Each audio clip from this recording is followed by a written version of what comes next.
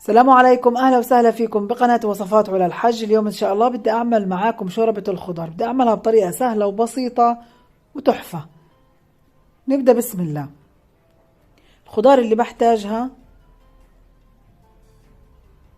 عندي كوسة، جزر، بروكلي، ذرة، كرفس،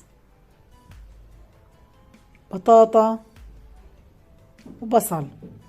وعندي هنا باكيت ماجي من شوربة الدجاج والشعرية. طنجرة على النار، ضفت شوية زيت وبدي أضيف البصلة وبدي أقلبها لحد ما تدبل تماما.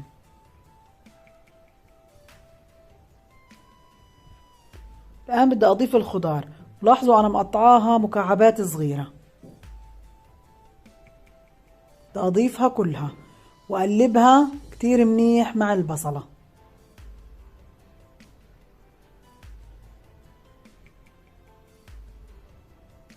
الآن بدي أضيف مية ساخنة تغمرهم،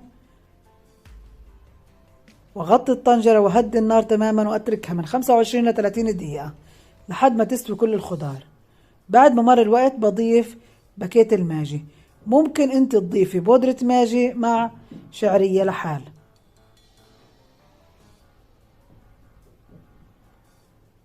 بضيف رشة بسيطة من الكركم، بحب هيك يكون لونها على صفار. وبضيف بكمل الملح المناسب. بدي راعي الملح لأنه بودرة الماجي مالحة. بغطيها بتركها بس دقيقة وخلص وبقدمها. وهيك عملت أسهل وأطيب شوربة. شكرا كتير لمتابعتكم، حياكم الله.